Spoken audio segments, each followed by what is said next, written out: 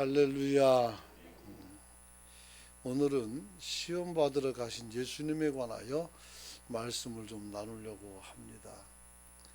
시험이라는 것은 테스트라고 말합니다.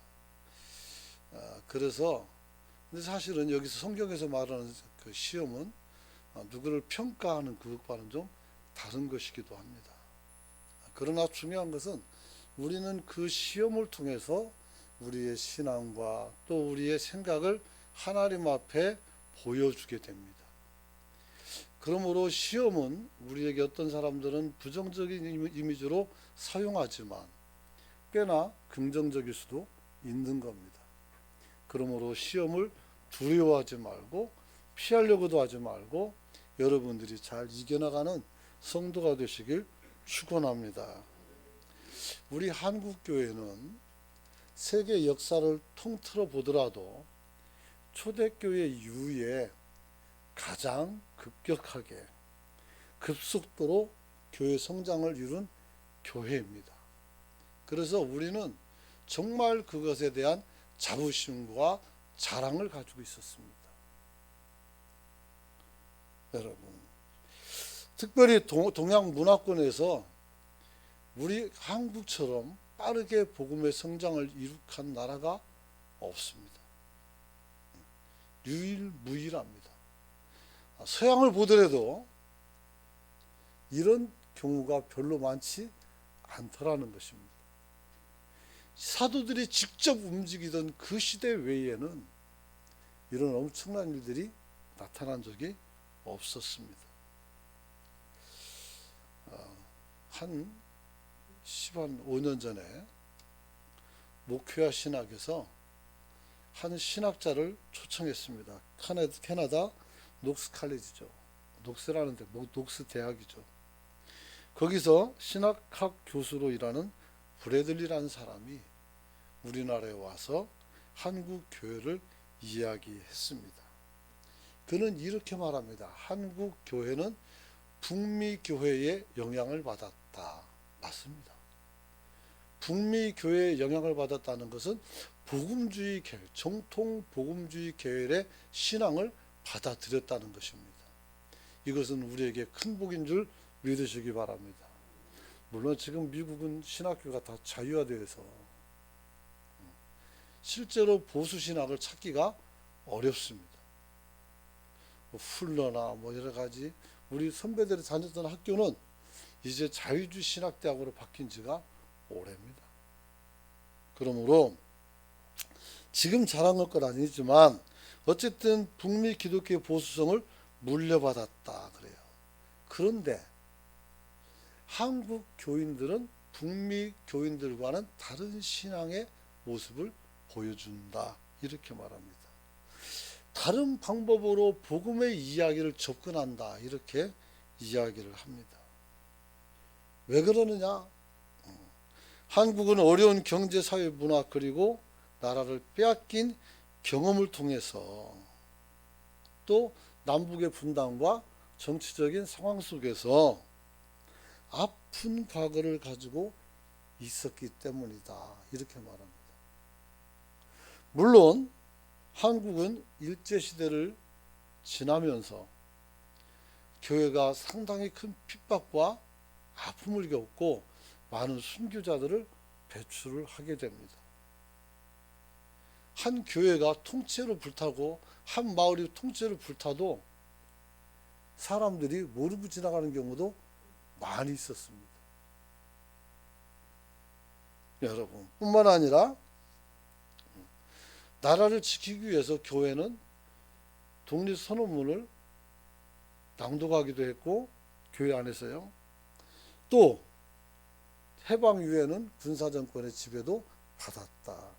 그리고 1980년 5월 같은 그런 민주화 항쟁 운동을 통해서 수많은 사람이 피를 흘렸다.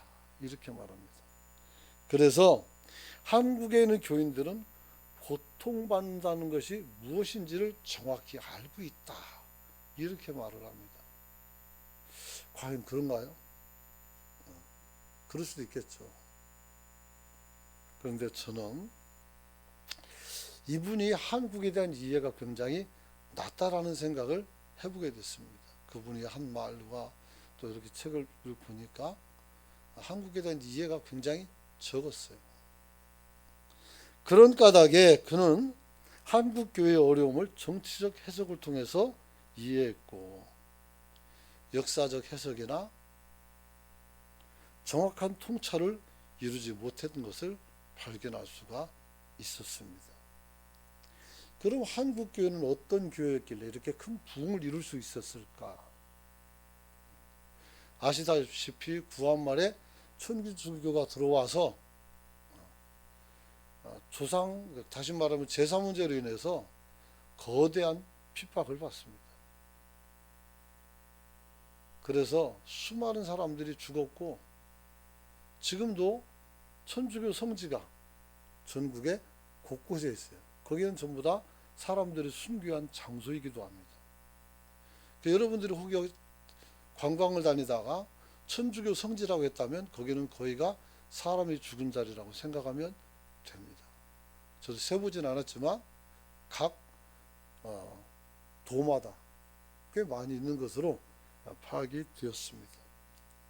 여러분, 그런데 이 천주교 박해를 통해서 우리 백성, 우리 민족이 속죄가 무엇인지를 알게 되기 시작을 합니다. 그리고 개신교가 들어왔고, 개신교는 여러분들이 생각하는 것보다 더 큰 영향력을 이 한국 사회에 끼칩니다. 특히 국문학적으로 보게 되면 문법이라는 걸 선교사가 만들었습니다. 띄어쓰기 선교사들이 만들었습니다. 예전엔 다 붙였었어요. 그런데 그런 이야기들은 여러분이 공부할 때 하나도 가르쳐주지 않습니다.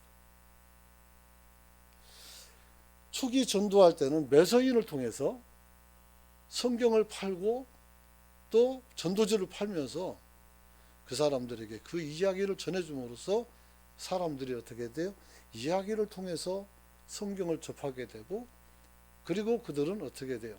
예수를 믿고 정말 큰 부흥을 이루는 초석이 되는 것을 보게 됩니다.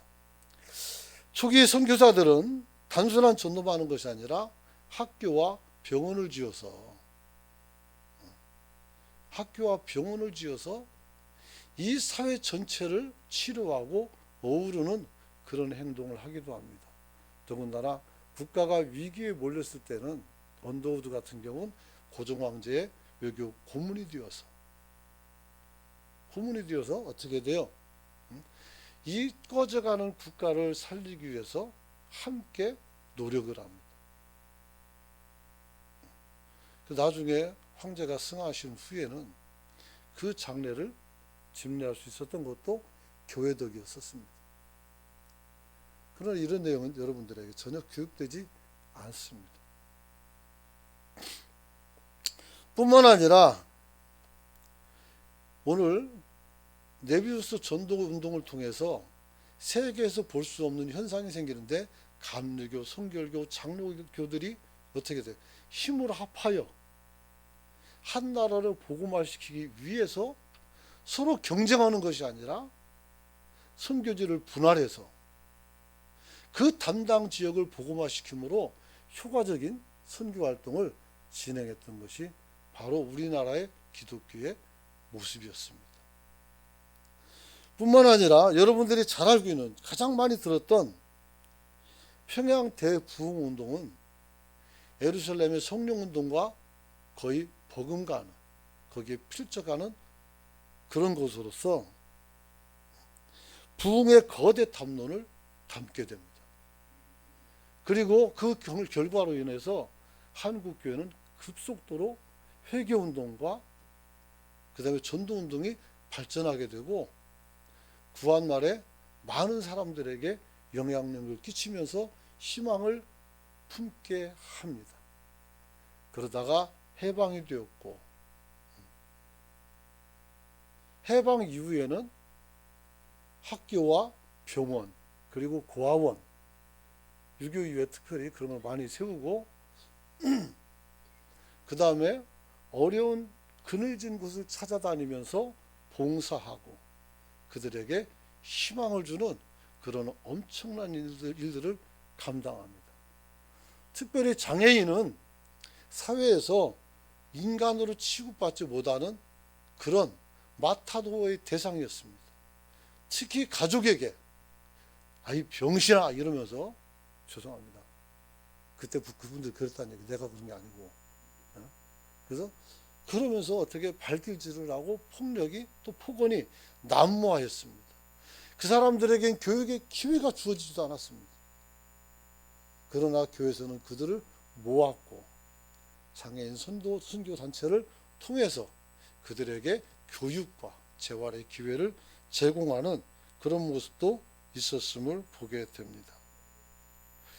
사랑하는 성도 여러분, 그 결과 수많은 장애인들이, 수많은 사람들이 꿈을 갖게 되었고 사회 속에서 오늘 그 역할을 감당하며 훌륭한 한 인간으로서의 영향력을 행사한 사람이 많습니다. 그 중에 대표가 강영우 박사입니다. 강영우 박사는 명인으로서 미국에 유학을 갔습니다. 그분은 한빛교에서 맹학교를 다녔고, 그 다음에 서울 맹학교를 다니고, 그리고 이제 중학교, 고등학교를 거쳐서 미국에서 공부를 하고 미국 대통령의 고문으로서 역할도 했다는 것을 우리는 잘 알고 있습니다. 사랑하는 성도 여러분, 더군다나 복지라는 개념이 전혀 없을 때 교회는 어려운 노인들과 또 어려운 자녀들을 구제하고 돕는 일에 열심을 냈고, 교육을 위해서 선교원을 만들어, 지금은 이제 못하죠 그렇게, 선교원을 만들어서 정말 적은 박봉에도 아이를 끌어안고 우는 선생님들, 그런 선생님들 세워놓고 아이들을 가르치고 공부시켰습니다. 그 혜택을 우리 큰애도 받습니다. 지금은 이제 그렇게 못하죠. 여러분, 그리고 그뿐만 아니라 오늘 국가 경제 건설에 또 산업화를 통해서 교회가 끼친 영향력은 굉장합니다. 또 군부대도 마찬가지입니다. 군성교를 통해서 남북 대치의 긴장 속에서 목사님들이 사랑의 원차를 들고 전방을 다니면서, 그 철책을 다니면서, 그 눈 속에서 다니면서 아이들에게 차를 따라주면서 상담을 해주고 그 아이들의 사고를 미연에 방지하는 엄청난 일을 했습니다. 그러나 이런 것들이 다 지금은 금지가 됐습니다. 여러분, 어쨌든 많은 부분 속에서 사회적 지도적 역할을 감당했고, 또 그래서 도시의 사회 안전망을 구성하는데 큰 역할을 했습니다. 오죽하면 김구 선생은 해방단 내조국에 경찰서 10개 세우는 것보다 교회 하나 세우는 것이 더 낫다라고 말했었습니다. 이는 교회가 사회에 끼친 영향력이 얼마나 대단한지를 우리에게 보여주기는 단적 예라고 말씀을 드리고 싶습니다. 그러나 이러한 교회의 발전과 부흥의 성장은 어느 순간 우리가 예상하지 못하는 거대한 도전과 시험에 우리를 직면하게 하였습니다. 여러분들은 코로나 팬데믹 그 상황 속에서 교회들이 얼마나 사회에서 지탄을 받는지를 여러분들이 다 보셨을 겁니다. 어떤 분은 직장에서 교회 다닌다는 이유로 퇴출을 당하는 그런 경우도 있었음을 보게 됩니다. 이 모든 것들이 다 시험이고 연단이었습니다. 중요한 것은 이것이 왜 갑자기 나타나느냐는 것입니다. 그러나 절대로 갑자기가 아니었습니다. 이런 징조와 이런 계획들은 이미 아주 수십 년 전부터 차근차근 이루어져 있었습니다. 제가 청년에 일을 할 때부터 이미 반기독교 운동, 반대 그런 어떤 생각들이 사람들의 머릿속에 자리 잡기 시작합니다. 그러므로 우리는 이런 현상을 보고 목도했음에도 불구하고 아무런 준비를 하지 않았다는 그런 부끄러움이 있습니다. 물론 이유도 있습니다. 우리는 경제발전을 이뤘고 그 다음에 국가를 갖다가 어떻게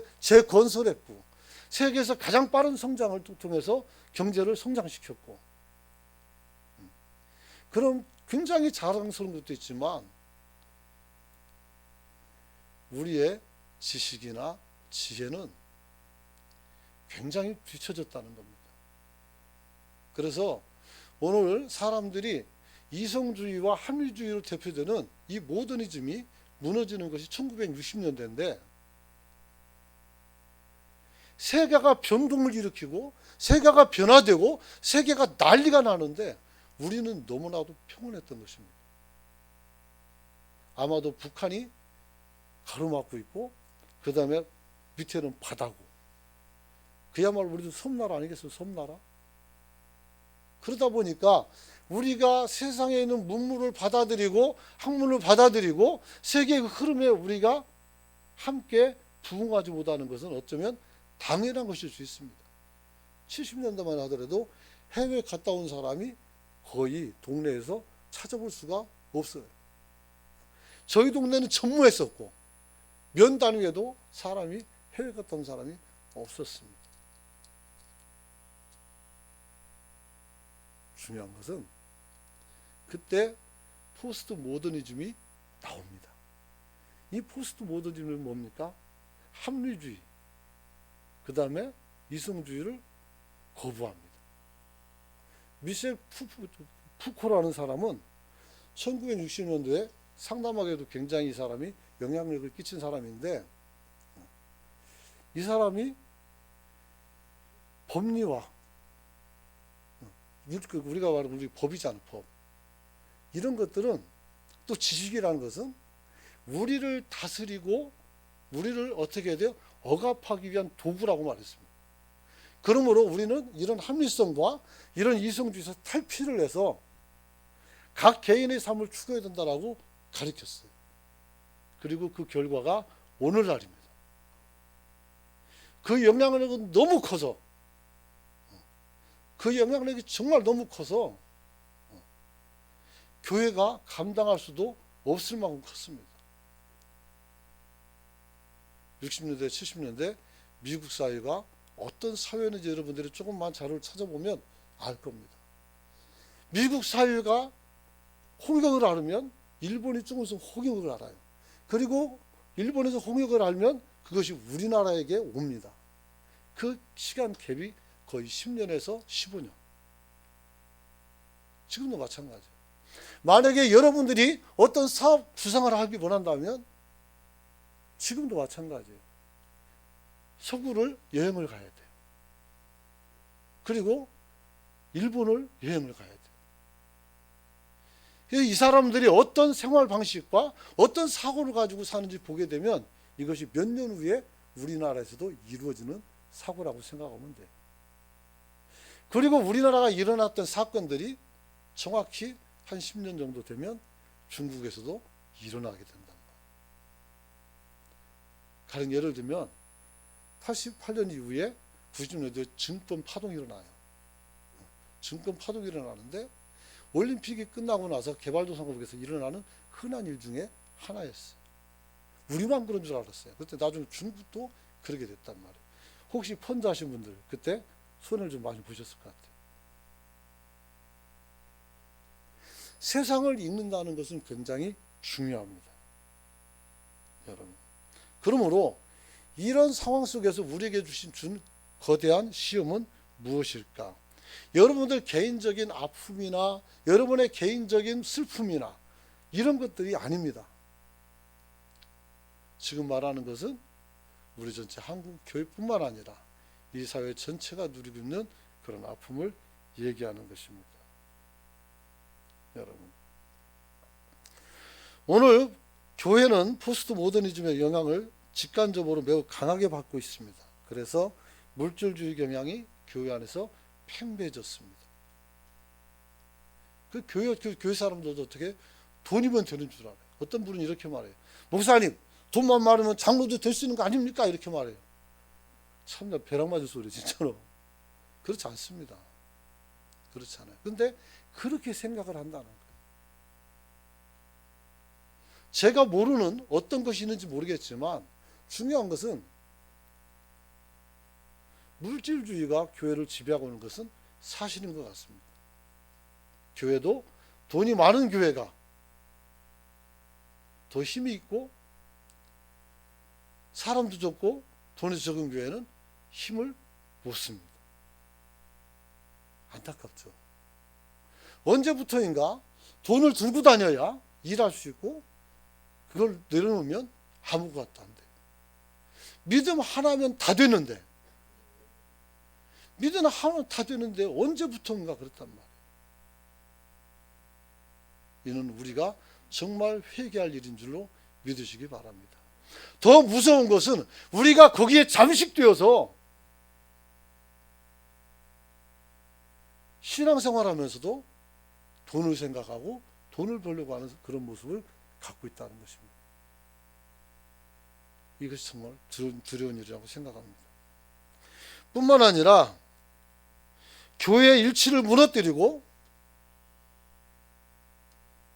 개인주의적 신앙으로 전향을 합니다. 코로나 이후로 나타난 큰 흐름 중에 하나는 많은 분들이 교회 출석하지 아니하고 어디로 가요? 집에서 거기서 홀로 예배를 드립니다. 지금도 여러 가지 예배 플랫폼이 발전되어 있고, 메타버스 교회들이 생겨나서 인터넷으로 얼마든지 예배를 드리고 있는 그런 젊은이들이 상당히 많이 있다는 것입니다.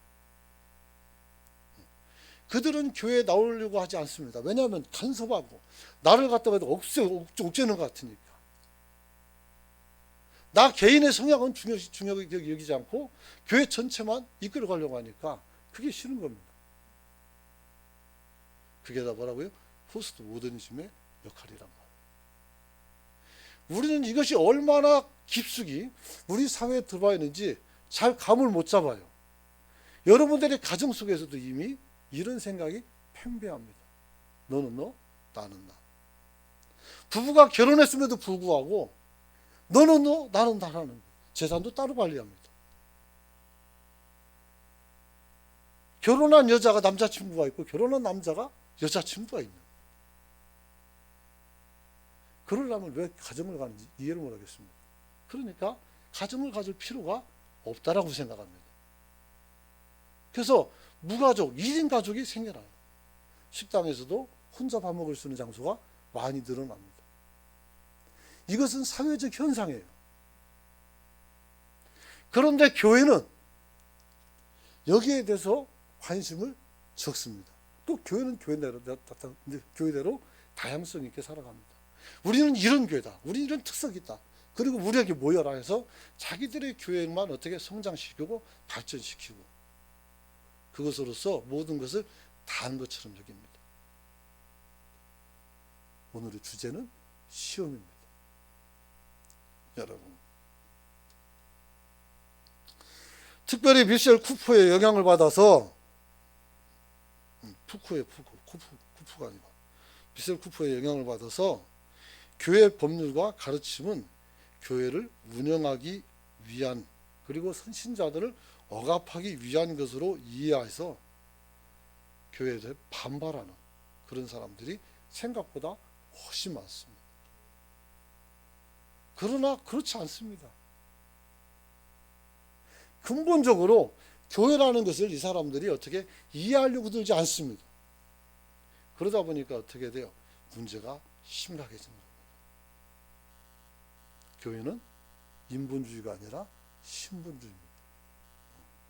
한번 따라서 우리는 하나님의 중심, 하나님 중심으로 사는 사람들. 우리는 하나님을 믿고 하나님 중심으로 하나님 나라에 들어가기 위해서 살아가는 그런 존재라는 거예요. 근데 이것을 부인하는 순간 교회는 무너지게 되는 겁니다.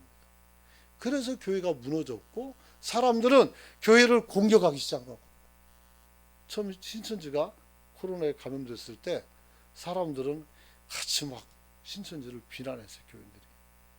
저는 그러면 안 된다 해서 다음은 교회라고. 눈에 보이는 거였어요.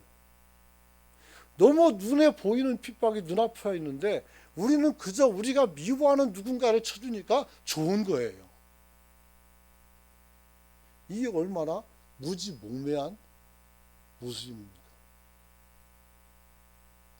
예수님이 지금 당하는 시험은 지금 현재에도 교회를 통해서 이루어지고 있다는 것이 제 중론입니다.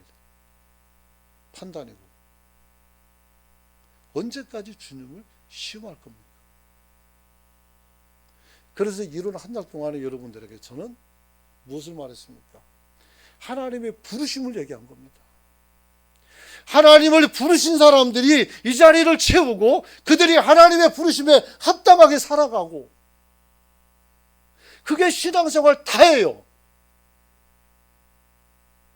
이것을 내려놓고 나 개인을 생각하고 내 개인 생각만 우선하고 내 개인의 평안만 더 우선하고 그러는 순간 여러분은 인본주의자가 되고 만다는 사실. 물론 인본주의가 된다 해서 지옥 가는 것은 아니죠. 그 문제는 주님을 떠나게 된다는 사실. 그러므로 교회가 왜 이렇게 사람들이 줄어드냐고 생각하지 말고 우리의 신앙을 다시 다잡는 저와 여러분이 되시길 축원합니다. 축원합니다. 실제로 우리를 시험에 들게 하는 것은 어디서 옵니까? 그것은 우리 마음에서 오는 거예요.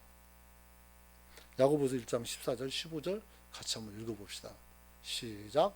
오직 각 사람이 시험을 받는 것은 자기 욕심에 끌려 미혹됨이니. 6절요. 죄를 낳고 죄가 장성한 적 사망을 낳느니라. 이 간단한 말씀을 여러분 다 외우고 있어요. 거의가. 그런데 이 말씀을 기억한 적이 일주일 전이라도 이런 생각을 해본 사람이 있다면 손들지 말고 손들지 말고 여러분들이 그분은 참 복 있는 사람이에요. 우리의 모든 시험은 어디서부터 옵니까? 우리 마음으로부터 온다는 겁니다. 그럼 우리 마음이 왜 문제냐? 우리 마음은 어떻게 됩니까? 타락 이후에 인간의 마음이 죄로 오염되어 있다는 사실입니다. 그러므로 저와 여러분들은 우리 마음에 대해서 나는 어떻게 완전하다라고 말할 수가 없는 거예요. 완전하다고 말할 수 없는 거예요. 오늘만 설교가 이렇게 지적이고 다음 주부터는 이제 여기에 대한 적용이 들어갑니다. 그러므로 여러분들 좀 덜 힘들 수 있어요. 하지만 이런 개념을 가지고 있어야 돼요. 이해가 안 가신 분들은 오늘 다시 영상을 다시 틀어서 보세요. 그리고 조그만 책 몇 가지만 사서 읽어도 여러분이 더 깊이 있는 이해를 갖게 된단 말이에요. 세상의 이해는 단순한 이해에서 끝나는 것이 아니라 여러분의 미래와도 연관되어 있어요. 내가 과일 장사를 해요. 그러면 내가 사과를 가서 많이 취급한다고 치세요. 사과는 어떻게 중부지방이 많이 돼요. 하지만 온난화로 어떻게 됩니까? 이제 점점 북쪽으로 올라간단 말이에요.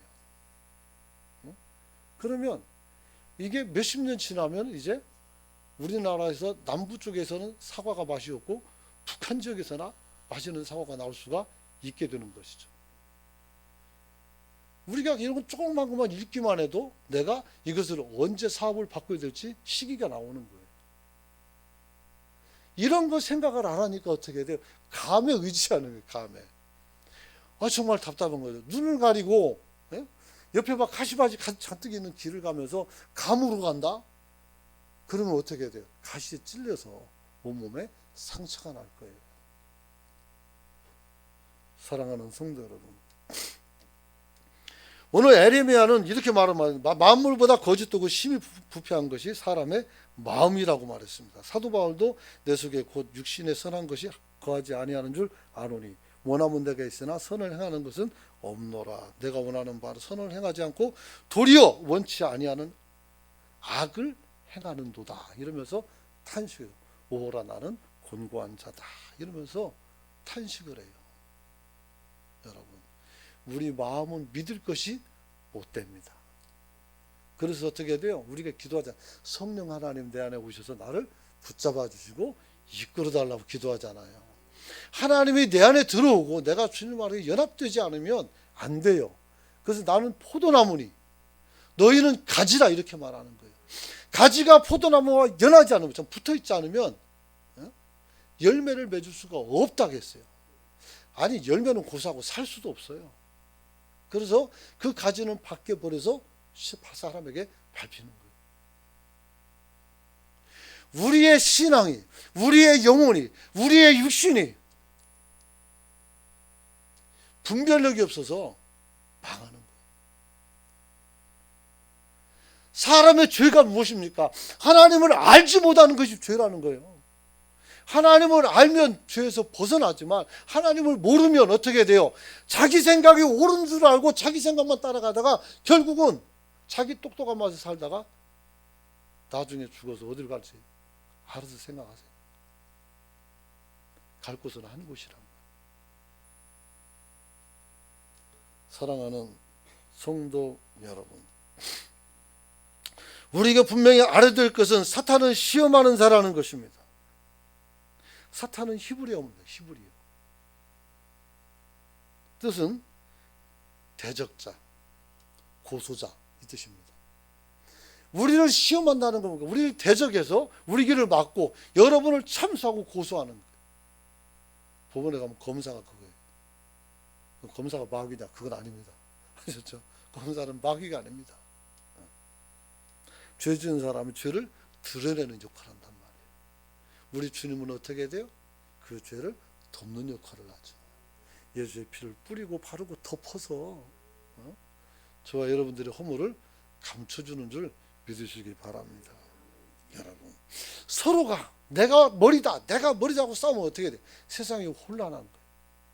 지금이 혼란한 건 그런 거예요. 국가라는 건 어떤 것인가? 국가관도 이제는 막 희미해져 가고, 사회 정의가 무엇일까? 그것도 희미해져 가요. 정치인들은 정치가 무엇이냐고 했을 때 그거 잘 모르겠어요. 쉽게 대답할 수 없어요. 지금 상황에서. 여러분, 기업인도 이 기업을 통해서 뭘 해야 되는지 잘 몰라요. 그저 세상에 흘러가는 대로 네가 가니까 나도 가고 나도 가니까 너도 가고 이렇게 해서 되겠습니까? 죽은 고기는 물에 떠내려가지만 산 고기는 물을 거슬러 올라갑니다. 할렐루야. 여러분이 살아있는 백성이 되시길 축원합니다. 여러분, 그러므로 저는 이러한 시험에 직면한 교회를 회복하기 위해서 예수님께서 받아들이신 시험을 통해서 오늘 우리에게 주어진 상황에서 시험을 극복하며 소망에 따른 신앙과 그 시험을 통과하여 신분주의 신앙을 새롭게 세우려고 오늘 이렇게 말씀을 전한 겁니다. 오늘 본문 내용만 설명하고 이제 그 다음 주 3주간 남았으니까 2월달 내내 여기에 관한 말씀을 통해서 우리가 어떻게 극복할 것인지, 어떻게 이길 것인지를 여러분들에게 설교하려고 합니다. 그러므로 한 주도 빠지지 말고 열심히 나올 수 있기를 축원합니다. 물론 난 영상을 보면 돼요. 볼 수 있죠. 그런데 여러분 영상 보면서 앉아서 누워서 과일 먹으면서 설거지하면서 그렇게 보잖아요. 안 들려요. 그러면 사단이 여러분의 귀를 멀게 해서 안 들려요. 가급적이면 나와서 들어야 되고 여러분들이 여기서 말씀을 듣고 일어날 수 있는 성도가 되시길 축원합니다. 오늘 본문을 보면 예수께서 성령에 이끌려서 마귀에게 시험 받으러 광야로 나가셨다고 했어요. 그리고 40일 동안 어떻게 돼요? 이 시험이 올 걸 알면서도 어떻게 금식을 하고 기도합니다. 이 시험이라는 것은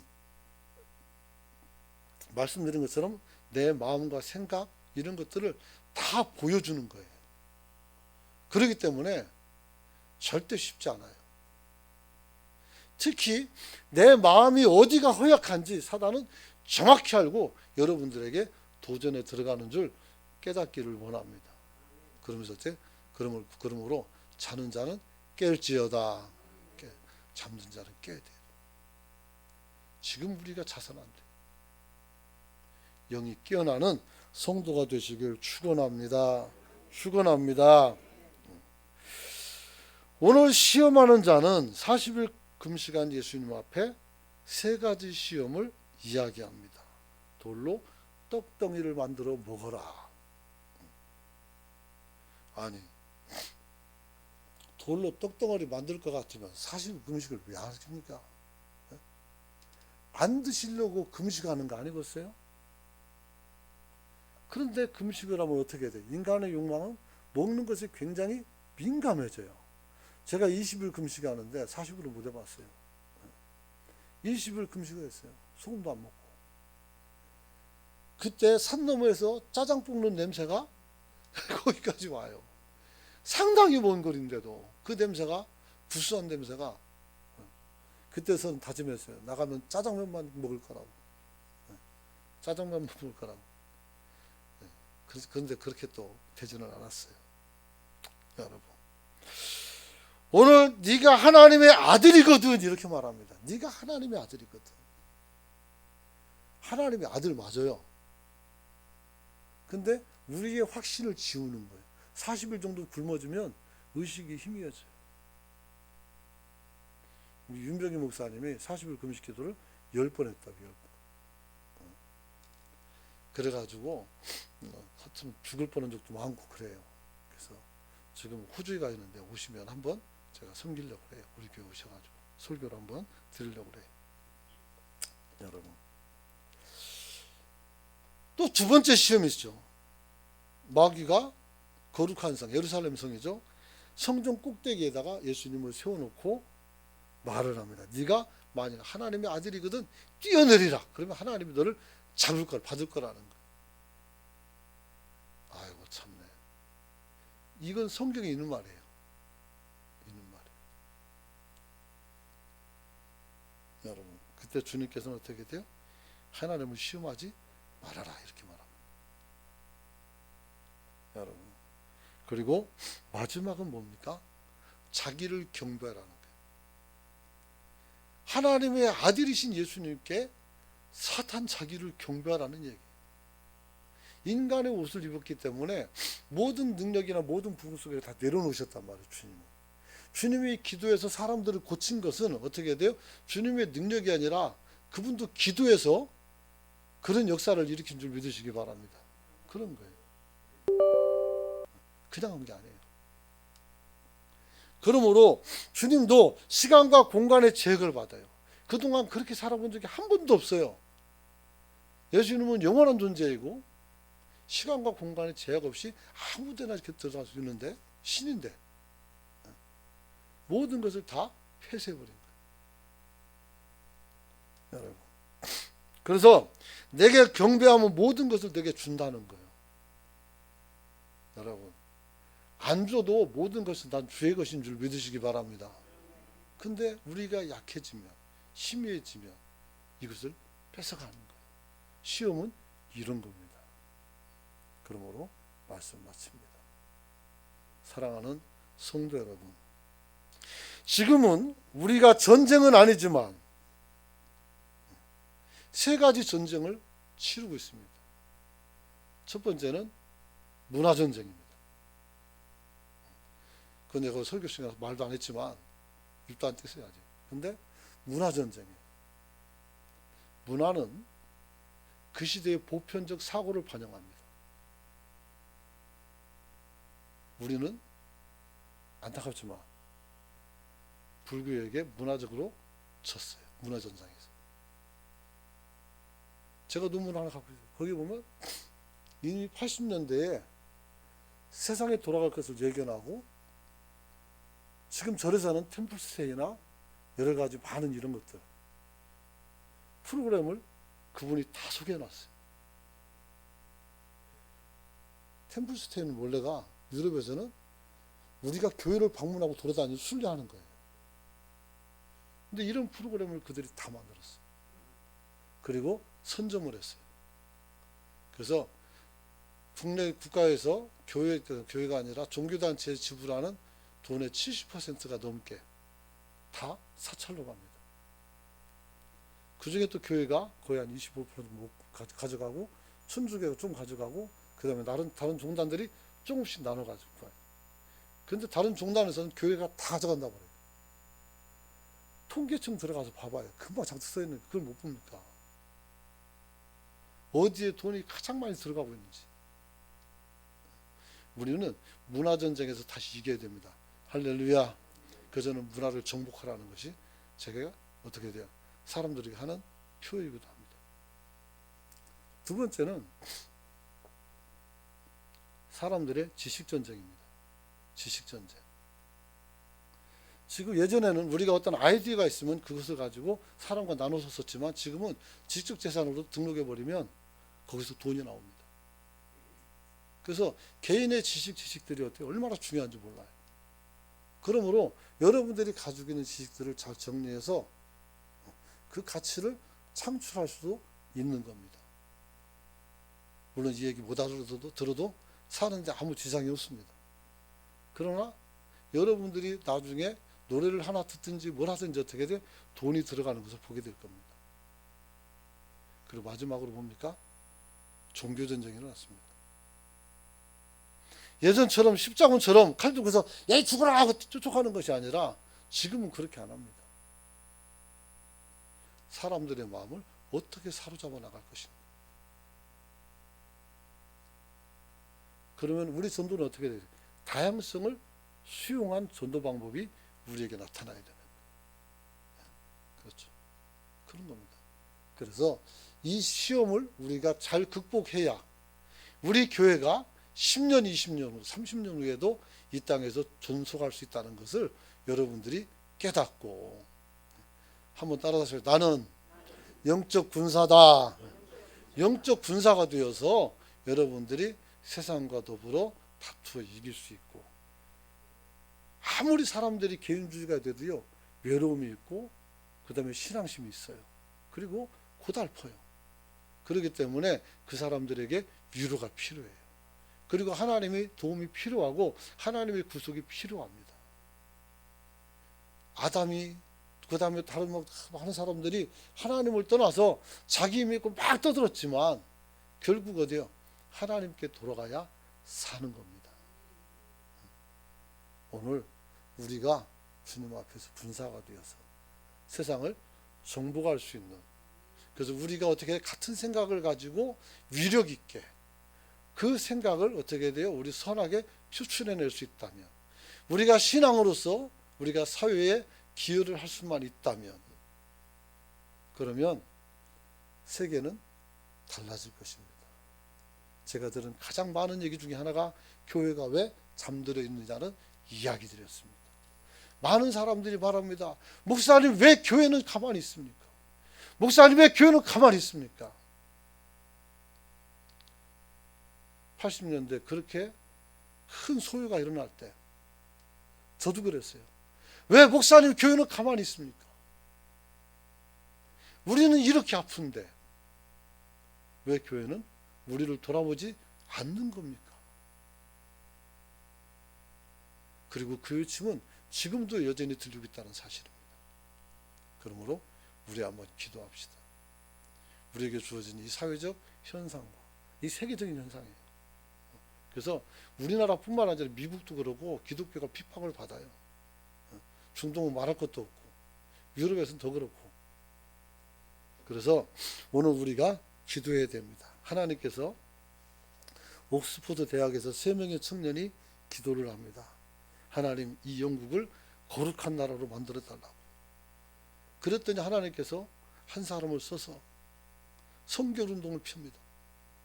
그래서 영국이 변화되고 미국의 대부흥이 일어나고 그 다음에 우리나라의 평양 대부흥이 일어나고 지금도 성령운동이 그대로 일어나고 있어요.